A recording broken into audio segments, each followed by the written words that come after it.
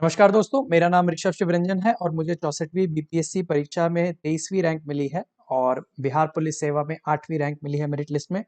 हम लोग अपनी मैथमेटिक्स की आज स्ट्रैटेजी देख रहे हैं जो प्रीलिम्स में आते हैं 10 क्वेश्चन। बहुत सारे लोगों ने रिक्वेस्ट किया मेरे को कि मैथमेटिक्स से रिलेटेड भी आप स्ट्रैटेजी बताइए, तो आज मैं ये मैथमेटिक्स का सेक्शन जो गणित का सेक्शन जो 10 क्वेश्चन आते हैं इस पे ऊपर मैं वीडियो बना रहा हूँ। इसके पहले हमने बाकी और सारे सेक्शंस भी जो है उसकी स्ट्रैटेजी हम ऑलरेडी देख चुके हैं, तो अगर आपने वो नहीं देखा है तो आप जाके वहाँ पे उसको देख सकते हैं। वो आपको सारा वीडियो प्लेलिस्ट में मिल जाएगा। सारी चीज़ें टेलीग्राम ग्रुप पे भी मैं पोस्ट करता हूँ, तो अगर आप उससे नहीं जुड़े हैं तो आप उससे जुड़ सकते हैं। आपको लिंक अगेन डिस्क्रिप्शन में मिल जाएगा। अगर आप फेसबुक पे ज़्यादा एक्टिव हैं तो आप फेसबुक पे भी पेज को लाइक और फॉलो कर सकते हैं।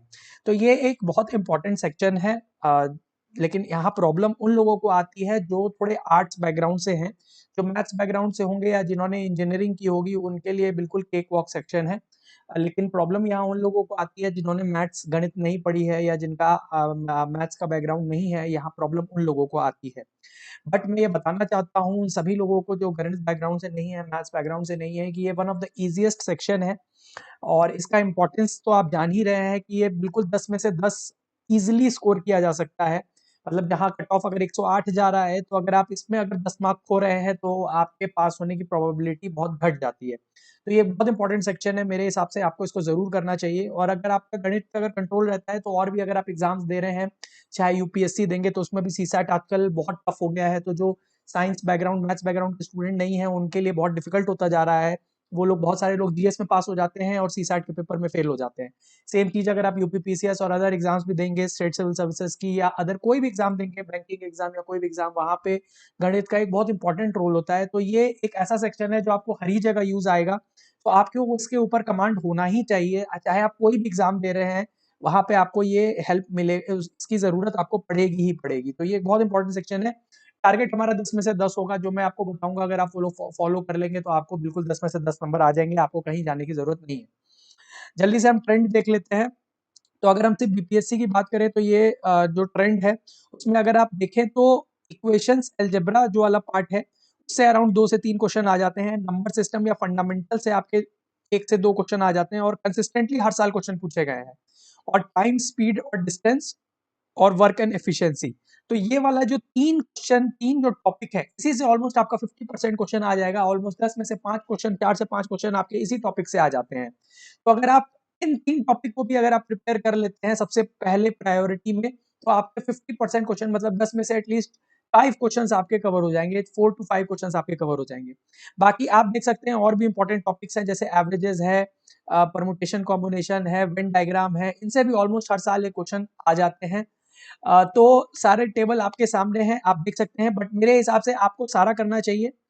और भी टॉपिक्स हैं जिस पे क्वेश्चन पूछे हुए हैं, जिसमें से एक इंपॉर्टेंट टॉपिक यहाँ पे प्रॉफिट एंड लॉस है और रेशियो एंड प्रोपोर्शन है। क्योंकि ये सारे टॉपिक अगर आप प्रिपेयर करेंगे तो ये सिर्फ आपको यहाँ पर हेल्प नहीं करेगा, ये आपको स्टैटिस्टिक्स का जो सेक्शन है जीएस मेंस पेपर 1 में, वहां पे भी आपको ये हेल्प करेगा। तो मेरे हिसाब से आपको ये टॉपिक्स जो मैं यहाँ पे दे रहा हूँ, ये आप अच्छे से प्रिपेयर कीजिए। ये आपको इस बीपीएससी के प्री में हेल्प करेगा 100% पास करने में। और बाकी भी अगर आप एग्जाम्स दे रहे होंगे तो उसमें भी हेल्प करेगा। तो अब हम लोग आ जाते हैं कि हमें इसे कैसे प्रिपेयर करना चाहिए। तो हम आ जाते हैं जल्दी से सोर्स पे। तो ये एक बहुत अच्छा सोर्स है, fast track objective mathematics, Arihant की ये बुक है। ये दोनों हिंदी और इंग्लिश में आती है, तो आपको ये बिल्कुल इसको अगर आप फॉलो करेंगे तो आपको बेसिक से बिल्कुल, जो आर्ट्स बैकग्राउंड के भी हैं उनको कोई दिक्कत नहीं होगी। उनका बीपीएससी, यूपीएससी, यूपीपीसीएस जितना भी मैथ्स का सेक्शन है वो बिल्कुल कवर हो जाएगा। बस आप इस सोर्स को लीजिए और एक ही बुक है और आपको इसको इजीली आप इससे प्रैक्टिस कीजिए। अगर आप इसको सर्च करेंगे इंटरनेट पे तो शायद आपको पीडीएफ भी मिल जाए। जो लोग पीडीएफ नहीं ढूंढ पा रहे हैं उनके लिए मैं लिंक डिस्क्रिप्शन में दे दूंगा, वहां से आप अमेजोन से परचेज कर सकते हैं।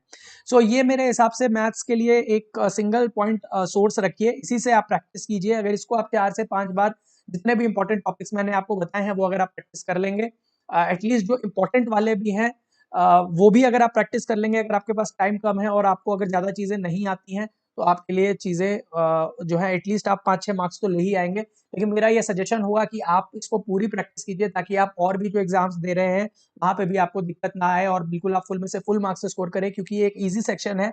Maximum student at least 8 to 9 questions तो सही करते ही हैं और जो बिल्कुल अच्छे होते हैं वो 10 में से 10 भी कर सकते हैं। तो एटलीस्ट मेरे हिसाब से यहाँ पे अगर थोड़ी प्रैक्टिस, थोड़ा-सा इनपुट डाला जाए तो 10 मार्क्स लेना कोई बड़ी बात नहीं होगी यहाँ पे। तो ये था मेरी तरफ से मैथमेटिक्स का सेक्शन, ये एक बहुत इंपॉर्टेंट सेक्शन है, बार-बार मैं बोल रहा हूँ। जैसा मैंने बताया है, एक बुक से आप सोर्स फॉलो कीजिए और आप इसको कीजिएगा तो आपको बिल्कुल 100% रिजल्ट मिलेगा, इसकी बहुत हाई प्रोबेबिलिटी हो जाती है।